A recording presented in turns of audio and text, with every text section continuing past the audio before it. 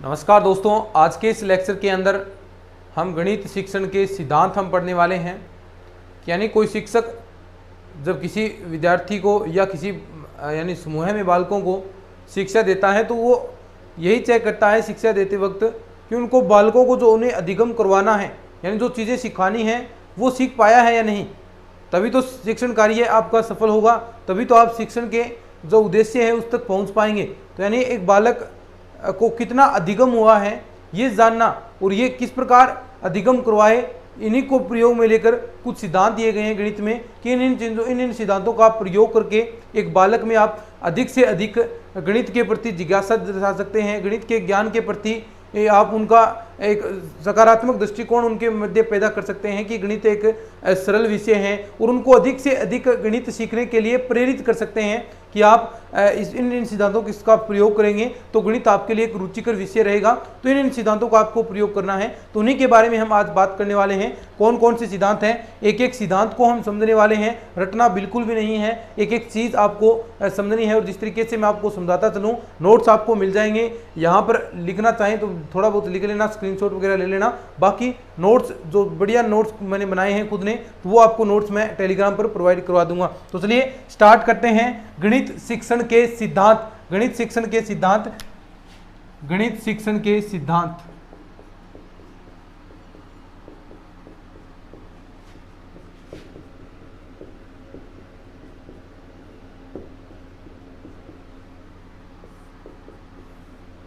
ठीक है, अब देखो गणित शिक्षण के सिद्धांत में सबसे पहला आपका जो सिद्धांत आता है वो है मनोवैज्ञानिक सिद्धांत। नंबर 1 पर सुनेंगे इस चीज को, मनोवैज्ञानिक सिद्धांत।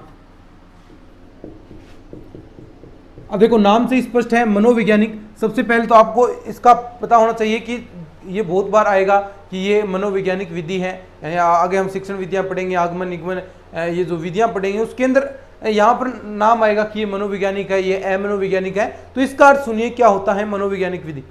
इसका अर्थ मनोविज्ञान, देखिए सीधी सी बात है, मनोविज्ञान है वो जो आपकी चाइल्ड डेवलपमेंट है, जो बाल शिक्षा केंद्रित शिक्षा प्रणाली है, ये इन्हीं पर आधारित है। यानी जिसके अंदर मनोविज्ञान का अर्थ है, मनोवैज्ञानिक क्या है, बच्चे पर अधिक प्रयोग करते हैं। तो मनोवैज्ञानिक सिद्धांत यही कहता है कि अगर जो भी विषय आप पढ़ रहे हैं, अगर उसके अंदर कोई बालक सक्रिय रहता है, यानी कई विधियां आएंगी जिसके अंदर केवल मात्र अध्यापक सक्रिय रहेगा, बालक नहीं रहेगा। तो जिस शिक्षण विधि के अंदर आपका बालक सक्रिय रहता है, बालक कार्य करता है और शिक्षक उसको पथ प्रदर्शक हो सकता है, शिक्षक उनको निर्देश दे सकता है, शिक्षक है उनकी सहायता कर सकता है, लेकिन बालक उसके अंदर सक्रिय रहना चाहिए। और यही कहता है गणित विषय के अंदर अब गणित सिखाएंगे तो शिक्षक को ऐसा करना चाहिए कि बालकों को सवाल दे दे तो उनको ज़्यादा से ज़्यादा सक्रिय रखना चाहिए। और ज़्यादा से ज़्यादा अगर बालक सक्रिय रहेंगे तो निश्चित तौर पर क्या होगा, बालकों को अधिगम ज़्यादा प्राप्त होगा। और यही कहता है, यानी मनोवैज्ञानिक सिद्धांत के अंदर बालक को केंद्र में रखा गया है। क्या रखा गया है? बालक को केंद्र में रखा गया है, बालक को केंद्र में या केंद्रित किया गया है, बाल केंद्रित किया गया है, यानी बालक को केंद्रित किया गया है। सीधी सी बात है कि जिसके अंदर बालक स्वयं क्रियाशील होकर स्वयं कार्य करके जहाँ पर वर्क करेगा वही क्या होगा, मनोवैज्ञानिक सिद्धांत होगा। और ये आप अच्छी तरीके से जानते भी हैं और नहीं जानते हैं तो आप अब जान चुके होंगे। तो यानी बालक केंद्रित शिक्षण व्यवहार आपका होना चाहिए। दूसरी बात हम करते हैं दूसरे शिक्षण के लिए, क्रियाशीलता का सिद्धांत। आराम से एक चीज समझिएगा, क्रियाशीलता का सिद्धांत, क्रियाशीलता का सिद्धांत। अब देखो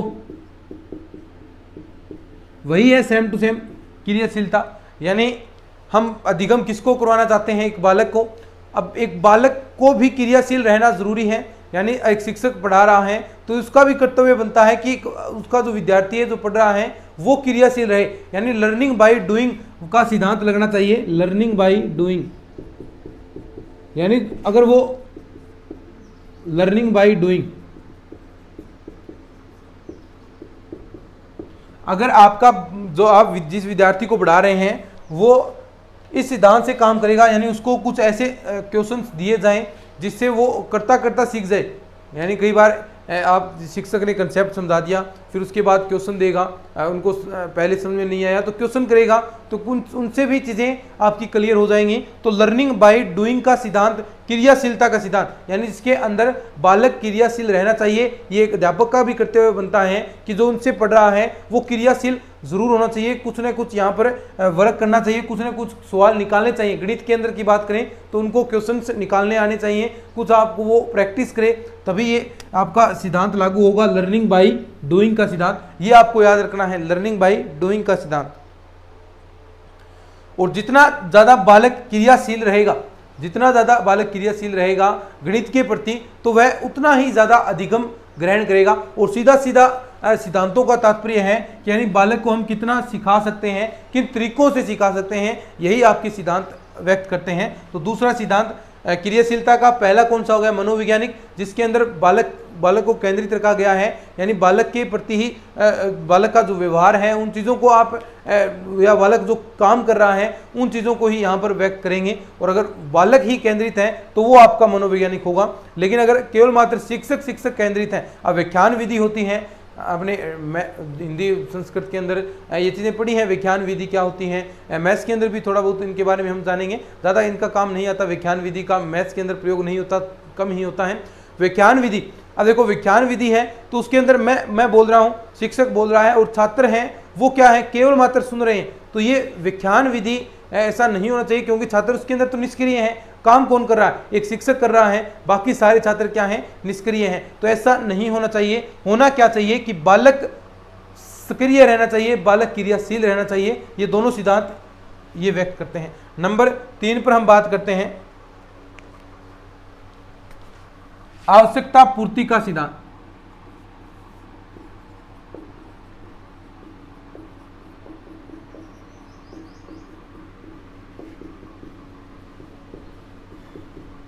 अब देखिएगा, कोई चीज़ की आपको, यानी हम कोई विषय पढ़ते हैं तो उसके पीछे कुछ न कुछ हमारी आवश्यकता होती है।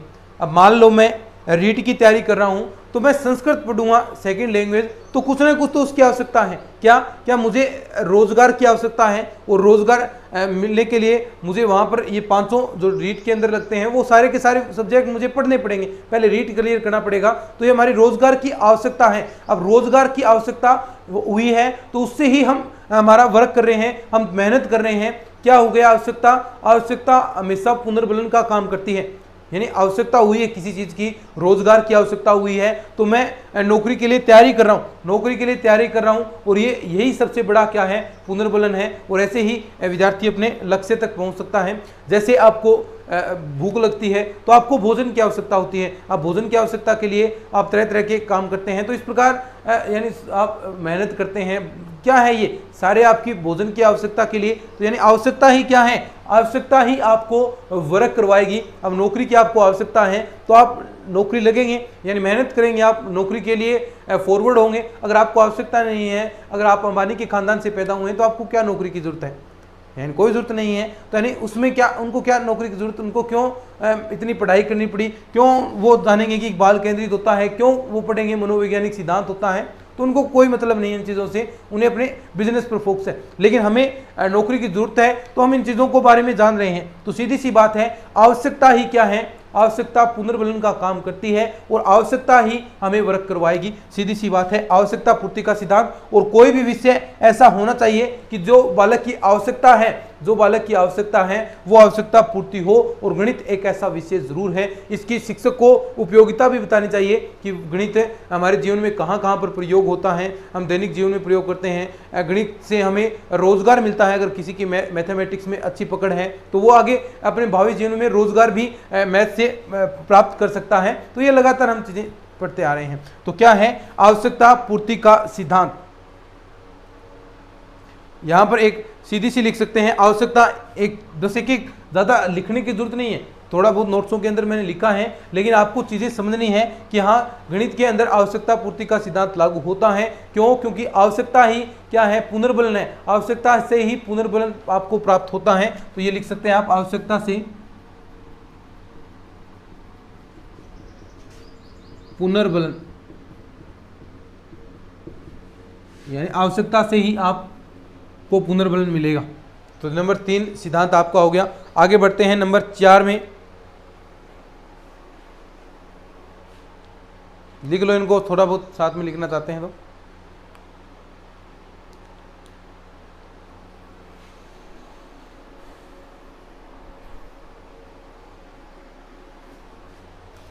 डस्टर कहाँ गया? ठीक है, नंबर 4 पर आता है भाई सृजनात्मकता। अब देखो सीधी सी बात है, गणित से सृजनात्मकता तो जरूर उत्पन्न होती है। नंबर 4,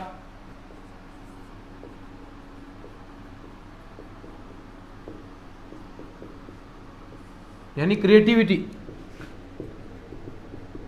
अब देखो मान लीजिए आप एक विद्यार्थी हैं और आपके सामने कोई नई समस्या आ गई, या शिक्षक ने आपको पहले कंसेप्ट समझा दिया, आपने क्वेश्चन भी सोल्व कर लिए, लेकिन आप चाहते हैं कि मैं उसे कुछ अलग तरीके से करना चाहूँगा, कि मैं इस क्वेश्चन को अलग तरीके से करना चाहूँगा, यानी कुछ शॉर्ट ट्रिक्स, कुछ स्टेप ऐसे मैं, यानी ये मैं फटाफट कर दूँ क्योंकि कंपटीशन की आप तैयारी कर रहे हैं। तो आप क्या करेंगे, कुछ ना कुछ चीज़ें दिमाग लगाएंगे, उससे आपको कुछ ना कुछ एक नया व्यवहार प्राप्त होगा, कुछ न कुछ आपको नया व्यवहार प्राप्त होगा, जिससे आप अपनी शॉर्ट ट्रिक बना लेते हैं। तो यानी आपने नया सर्जन किया है, यानी जो अब तक नहीं था उसने आपको नया सर्जन आपने किया है। आप पहले पारंपरिक तरीके से आप क्वेश्चन को हल कर रहे थे, पूरा मेथड लगा रहे थे, लेकिन आपने उसी क्वेश्चन की शॉर्ट ट्रिक बना दी और वो अब 20 सेकंड के अंदर सोल्व हो रहा है। अब वो 20 सेकंड के अंदर सोल्व हो रहा है, तो आपने नया सर्जन किया है। और गणित के अंदर ऐसे सर्जन हो सकते हैं, क्योंकि गणित एक सृजनात्मक विषय है, तार्किक विषय है। तो ये सीधी सी बात है, यहाँ पर गणित के अंदर सृजनात्मकता उत्पन्न होती है। कोई विद्यार्थी है वो नया व्यवहार यहाँ पर करने की कोशिश करता है, यानी इसके अंदर बालक स्वयं कार्य करेगा तो ऐसा हो सकता है, बालक स्वयं कार्य करे, बालक को स्वयं कार्य यहाँ पर करना है। सृजनात्मकता क्रिएटिविटी है, कुछ नया आपको सर्जन करना है, सीधी सी बात है। नंबर 5 पर हम बात करते हैं। नंबर 5 पर उपयोगिता का सिद्धांत।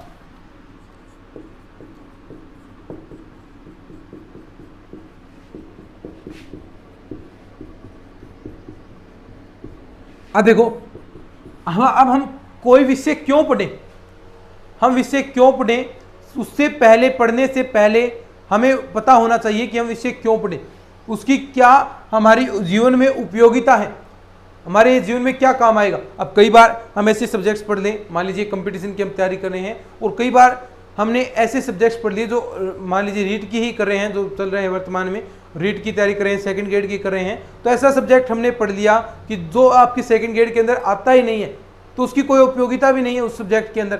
उस जिस कंपटीशन की तैयारी कर रहे हैं तो वहाँ पर उसकी कोई उपयोगिता नहीं है। तो सबसे पहले कोई भी विषय पढ़ने से पहले एक शिक्षक का दायित्व बनता है कि वो अपने छात्रों को बताए कि इस विषय की जीवन में क्या उपयोगिता है या आपको क्या काम आ सकता है। अब गणित की तो बहुत सारी यानी महत्ता उपयोगिता है। गणित तो देखिए सबसे पहले गणित तो हमारे दैनिक जीवन में हर दिन, हर प्रतिदिन, हर समय गणित हमारे जीवन में काम आता है। चाहे आपको बाजार से सब्जियां लाना हो, चाहे कोई ब्याज निकालना हो, गणना करनी हो, थोड़ी बहुत घर में आपके हिसाब जोड़ना हो, तो यानी हर प्रकार के अंदर, व्यापार के अंदर, हर क्षेत्र के अंदर गणित का प्रयोग होता है, विज्ञान के अंदर गणित का प्रयोग होता है। तो हर जगह इसके बारे में, उपयोगिता के बारे में हम पहले भी जान चुके हैं कि गणित हमारे दैनिक जीवन से जुड़ा विषय है। इसे हम अलग नहीं कर सकते और ना ही हम ऐसा नहीं कर सकते कि इसको हम ना सीखें। अगर नहीं सीखेंगे तो ये हमारा जीवन व्यर्थ है और ये भौतिक सभ्यता अपने आप ही नष्ट हो जाएगी। और एक डेफिनेशन भी है कि गणित है वो विज्ञान का आधार स्तंभ है, अगर इस स्तंभ को हटा लिया जाए तो ये भौतिक सभ्यता सर्वथा नष्ट हो जाएगी। तो एक एक जो डेफिनेशन है वो गणित की उपयोगिता को व्यक्त करती है हमारे जीवन के अंदर। तो गणित की उपयोगिता महत्तम है। गणित हमें रोजगार भी दिलवाता है, तो यानी हर एक उपयोगिता यहाँ पर हम पढ़ सकते हैं। तो ये आपके होगी गणित की उपयोगिता का सिद्धांत। ठीक है, उसके बाद हम बात करते हैं प्रेरणा का सिद्धांत, नंबर 6।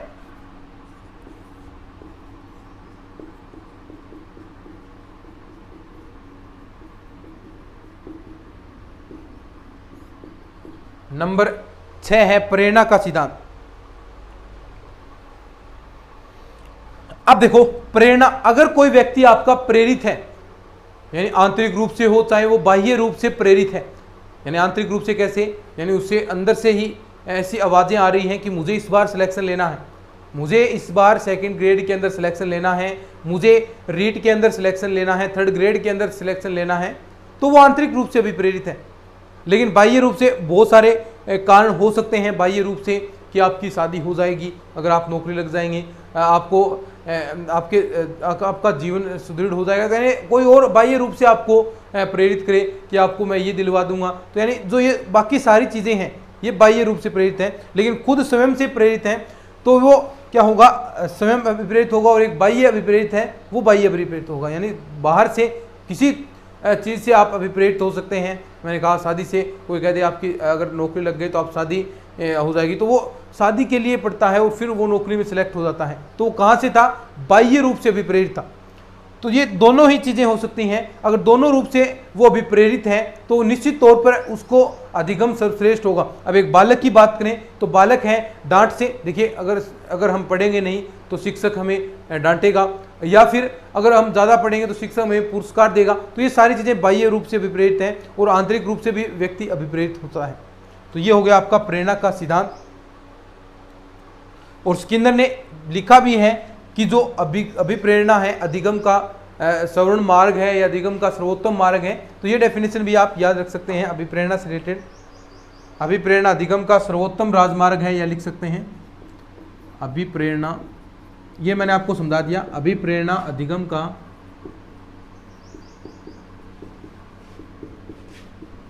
सर्वोत्तम मार्ग है। किसकी लिखी गई है ये, स्किनर द्वारा। स्किनर ने डेफिनेशन दी है कि अभिप्रेरणा है वो अधिगम का सर्वोत्तम मार्ग है। तो ये हो गया आपका प्रेरणा का सिद्धांत।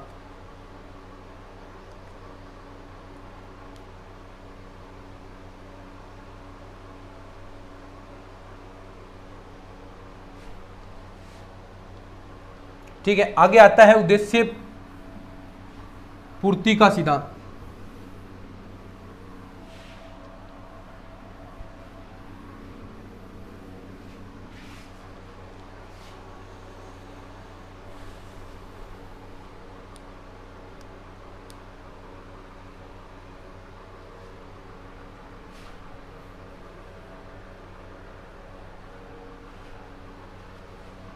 आगे आता है नंबर 7 पर उद्देश्य पूर्ति का सिद्धांत।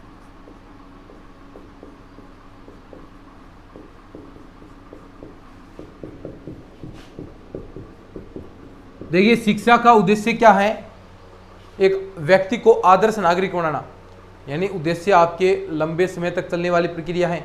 लक्ष्य आपके किसी कला कक्षा के अंदर हो सकते हैं, लेकिन उद्देश्य की जो प्रक्रिया है वो एक दीर्घकालीन प्रक्रिया है। जो यानी पूरा की शिक्षा का उद्देश्य क्या होता है, तो शिक्षा क्यों दी जाती है एक व्यक्ति को, ये नौकरी वगैरह तो ये तो जीवन का पार्ट है, यहाँ पर ये चीज़ें आपको मिलेंगी, लेकिन शिक्षा क्यों दी जाती है, वास्तव में शिक्षा इसीलिए दी जाती है कि एक व्यक्ति है उसको आदर्श नागरिक बनाया जाए, यानी वो हर प्रकार से सर्वगुण संपन्न हो, यानी गुणों में संस्कार वगैरह सब चीज़ें वो आ जाती हैं, यानी एक परफेक्ट व्यक्ति बनाना ही शिक्षा का उद्देश्य होता है। सीधी सी बात यही है। अब देखो उद्देश्य की पूर्ति, अब उद्देश्य की पूर्ति शिक्षा के उद्देश्य का अगर एक शिक्षक को पता नहीं है, तो बलदेव जी भाटिया ने लिखा भी है कि अगर एक शिक्षक यानी जिसको उद्देश्य का पता नहीं है तो वह उस नाविक के समान है जिसे अपनी मंजिल का पता नहीं।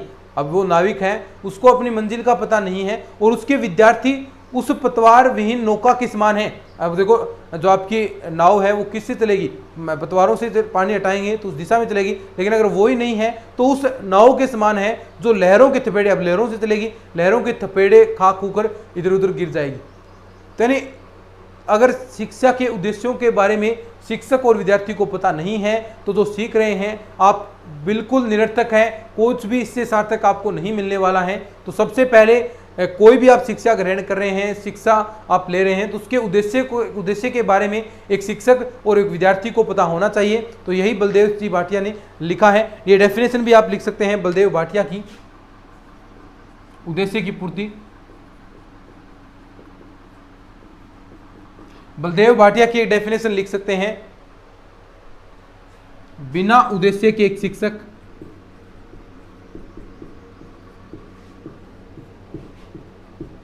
बिना उद्देश्य के एक शिक्षक, लाइट चली गई अभी, बिना उद्देश्य के एक शिक्षक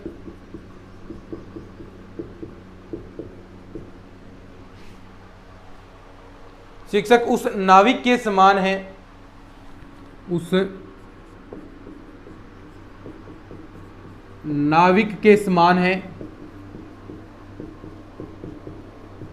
जिसे अपनी मंजिल का पता नहीं, जिसे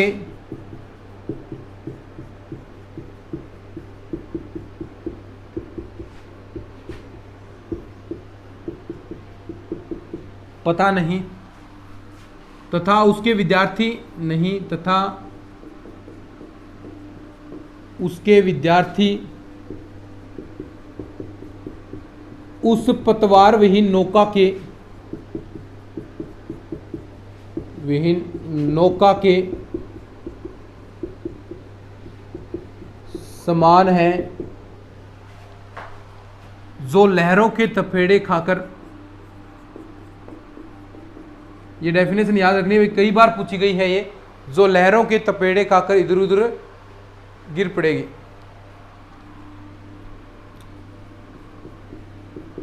तपेड़े खाकर कहीं भी गिर पड़ेगी, खाकर कहीं भी गिर पड़ेगी। तो ये बलदेव भाटिया कहते हैं।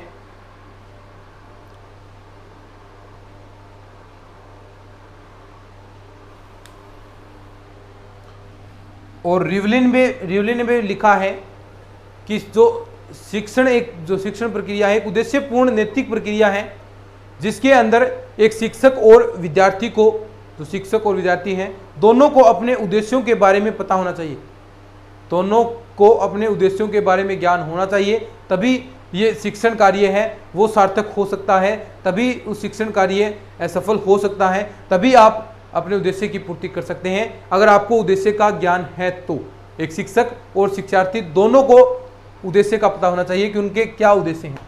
तो इस डेफिनेशन को लिख लो और वो आप नोट्सों में देख लेना, मिल जाएगी, लिख लो इनको।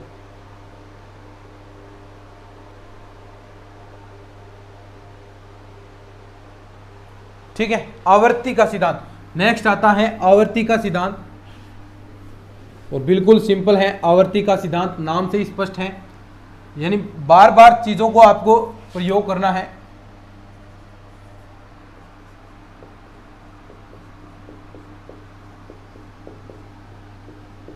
कई बार सिद्धांतों के अंदर सीधे क्वेश्चन पूछे गए हैं भाई। आवर्ती का सिद्धांत यानी एक शिक्षक, समझिएगा, चीजों को समझना है, रटना बिल्कुल नहीं है, समझेंगे तो ही आप सही आंसर तक पहुंच पाएंगे, वरना अगर चीज़ें रटी हैं भाई आवर्ती, हाँ एक शिक्षक कक्षा के अंदर अधिगम कराता है और उसके और जो बुद्धि लब्धि है उसके आधार पर बार बार आवर्ती करता है, तो ऐसा कुछ नहीं, बिल्कुल अच्छे से समझें। क्या कि आप शिक्षक है वो अपने विद्यार्थियों को पढ़ा रहा है, तो हर प्रकार के वहाँ पर विद्यार्थी मिलेंगे, कुछ आपको मंदबुद्धि मिलेंगे, कुछ आपको सामान्य बुद्धि के मिलेंगे, कुछ आपको तीव्र बुद्धि के मिलेंगे, स्वाभाविक सी बात है। तो यानी एक शिक्षक को पता होना चाहिए कि एक बालक का, यानी वैसे तो कहते हैं कि प्रत्येक बालक को अधिगम होना चाहिए, अगर बालक को अधिगम नहीं हो रहा है तब तक उस चीज़ को समझाना चाहिए, जब तक उस चीज़ को समझ में आपको नहीं आ जाए या आप विद्यार्थी को समझ में नहीं आ जाए, यानी तब तक एक शिक्षक एक विद्यार्थी का उपचार कर सकता है, निदानात्मक परीक्षण करेगा। तो यानी वो आगे जो चीज़ें आएंगी उसके बारे में हम बात करने वाले हैं। तो यानी एक शिक्षक है, यानी हर प्रकार के विद्यार्थी उसके अंदर बैठे हैं, तो एक शिक्षक को पता होना चाहिए कि बालकों को अधिगम करवाने के लिए और उनकी बुद्धि लब्धि के आधार पर कितने बार कोई भी आप कंसेप्ट पढ़ा रहे हैं तो उसको कितनी बार बार आवर्ती के रूप में लाएं, यानी कितनी बार समझाएं, सीधी सी बात है। यानी किसी बालक को 4 बार समझाने से समझ में आ रहा है, किसी को 3 बार समझने में, किसी को 1 बार समझने में भी आ जाता है। तो यानी कक्षा के अंदर तो सभी प्रकार के बालक बैठे हैं, तो शिक्षक कितनी बार आवर्ती करे उनकी कि सभी बालकों को अधिगम हो जाए, सीधी सी बात। कई बार हम 2-3 बार बोलते हैं ना, ताकि सभी कई जो उच्च बुद्धि हैं वो तो एक बार बताने पर ही चीज़ों को पकड़ लेंगे और एक बार ही बताने से चीज़ों को समझ जाएंगे, लेकिन थोड़े से जो सामान्य बुद्धि हैं, मंद बुद्धि हैं, तो उनको 1-2 बार और चीज़ें समझाने की जरूरत पड़ती है। तो यही कहता है आवर्ती का सिद्धांत। कोई एक शिक्षक है वो कक्षा के अंदर पढ़ा रहा है, तो सभी प्रकार के विद्यार्थी बैठे हैं, तो उसे कितना अधिगम देना है, अधिगम और उनकी बुद्धि लब्धि के आधार पर कि उनकी बुद्धि लब्धि क्या है, उनका आईक्यू क्या है, उसके आधार पर वो जो विषय वस्तु उसने पढ़ाई है, जो मैटर उसने पढ़ाया है, जो कंटेंट उन्हें प्रोवाइड करवाया है, उनकी आवर्ती कितनी बार करें ये उसको पता होना चाहिए। सीधी सी बात है, आवर्ती का सिद्धांत इसी के अंदर आपका आएगा। यानी सीधी सी बात है, अभ्यास व आवर्ती के लिए प्रेरित वातावरण दे, यानी बालक को अभ्यास करवाए, क्योंकि अभ्यास कराएंगे तो ऑटोमेटिक चीजें आपको समझ में आएंगी। तो अभ्यास और आवर्ती के लिए एक सा वातावरण जरूर देना चाहिए कि बालक अधिक से अधिक चीजों को सीख सके। अभ्यास एवं आवर्ती के लिए, अभ्यास एवं आवर्ती के लिए क्या होना चाहिए, प्रेरित वातावरण आपके पास होना चाहिए। के लिए प्रेरित वातावरण पैदा करे शिक्षक।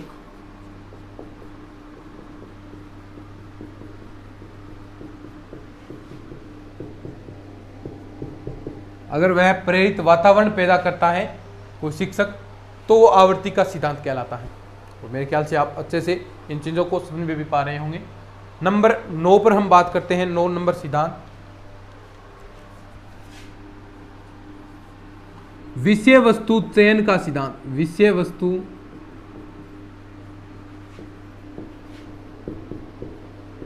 चयन का सिद्धांत, वो नाम से स्पष्ट है। अब देखो, विषय वस्तु चयन का सिद्धांत यानी कंटेंट चयन करना है। अब एक शिक्षक, देखो ये विषय वस्तु चयन का सिद्धांत एक शिक्षक के लिए है कि शिक्षक कोई भी जो विषय वस्तु पढ़ा रहा है, कोई भी जो पाठ पढ़ा रहा है, उसमें चयन का सिद्धांत होना चाहिए। यानी उसको पता होना चाहिए कि अब मैं ये विषय वस्तु का चयन करूंगा तो बालक को अधिगम ज़्यादा होगा। तो यानी विषय वस्तु ये शिक्षक से रिलेटेड है। एक शिक्षक को ये पता होना चाहिए, यानी उसे ये पता होना चाहिए बालकों की रुचि, अभिरुचि, अभिवृत्ति के बारे में पता होना चाहिए कि क्या, कैसे और कितना पढ़ाना है, यानी किस समय कितना पढ़ाना है, क्या और कैसे पढ़ाना है। ये सभी चीज़ों के बारे में अगर एक शिक्षक को ज्ञान है तो वह सिद्धांत आपका विषय वस्तु चयन का सिद्धांत होता है। और एक शिक्षक को ये पता है कि आपको रुचि नहीं, कई बार देखो छात्रों को रुचि नहीं होती है, चीज़ें समझ में नहीं आ रहा है, तो आप पढ़ाएंगे तो वो वैसे भी समझ में नहीं आएगा। तो यानी वो ज्ञान आपका व्यर्थ ही बच्चों को प्रोवाइड करा रहे हैं। तो एक शिक्षक को पता होना चाहिए कि एक शिक्षक कि उसके शिक्षार्थी हैं वो रुचि ले रहे हैं या नहीं ले रहे हैं, और किस समय कितना उसको पढ़ाया जाए ताकि अधिगम आपका सर्वाधिक हो सके। तो ये भी आपको पता होना चाहिए। कई बार हम देखते हैं कि जो इम्पोर्टेंट विषय हैं आप अपने स्कूल के अंदर, यानी मैथ्स हो गया, ये कई बार शुरुआती कक्षाओं, शुरुआती समय के अंदर ही होते हैं, क्योंकि बच्चा सुबह सुबह आता है तो बिल्कुल प्रिपेयर होता है। लेकिन कई बार जो हिंदी वगैरह है वो लास्ट क्लास होती है आपकी, जितने भी आपकी पीरियड आते हैं, 6-7 पीरियड आते होंगे, तो वो लास्ट पीरियड के अंदर आपको हिंदी और जो इंग्लिश है, जो सरल विषय हैं वो पढ़ाए जाएं। पहले आपके लिए कठिन विषय होते हैं, यानी जो आपके लिए बड़े स्तर पर होते हैं, जैसे फिजिक्स, केमिस्ट्री, मैथ हो गया 12th लेवल पर। तो इस प्रकार ये क्लासेस आपकी हमेशा देखो पहले आते हैं, लेकिन कई बार देखो कक्षाएं ज़्यादा होती हैं तो ये लास्ट में भी आ जाती हैं। लेकिन नियम यही है कि पहले आपको यही जो बड़ी विषय वस्तु हैं उनको पहले पढ़ाया जाए, नियम यही कहता है। और जो बाकी जो बच गई वो उन्हें आपको लास्ट के अंदर पढ़ा सकते हैं, क्योंकि उस वक्त लास्ट के अंदर बच्चा जो उसका, क्योंकि थकान होगी, इतनी क्लासेज होंगी, 8 घंटे होते हैं, तो थकान होगी तो वो जो इम्पोर्टेंट विषय वस्तु है, मैथ्स वगैरह विषय ये सीख नहीं सकता। लेकिन जो हिंदी हमारी मातृभाषा है उन चीज़ों को आप अच्छे से सीख सकते हैं। तो इसीलिए लास्ट जो आपके पीरियड होते हैं उनके अंदर आपके सरल विषय पढ़ाए जाते हैं, और पहले जो इम्पोर्टेंट विषय, ताकि आप बिल्कुल प्रिपेयर हैं तो उससे आपको चीज़ें समझ में आए। समवाय का सिद्धांत नंबर 10, समवाय का सिद्धांत।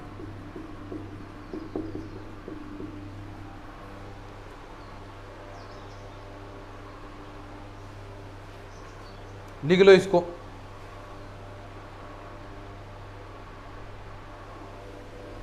एक मिनट में पानी पी लेता हूं।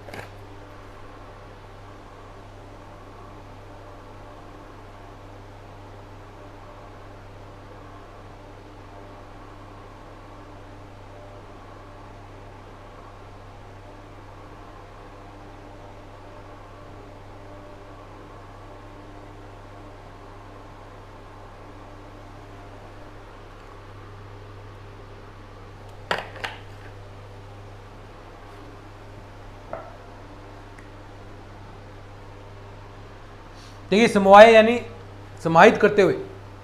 अब गणित के अंदर कोई अलग प्रकार की विषय वस्तु है तो उसको समाहित करके गणित के अंदर पढ़ाया जाए। जैसे गणित के अंदर आप अंक गणित पढ़ते हैं, ये सभी समाहित करके रेखा गणित,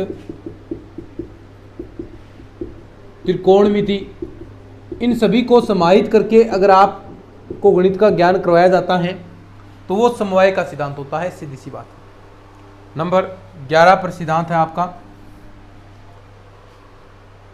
सामाजिक सांस्कृतिक मूल्य का सिद्धांत। सीधी सी बात है, ये भी आपको बताना चाहिए कि सामाजिक सांस्कृतिक मूल्य का सिद्धांत, कि गणित के ज्ञान से आपको क्या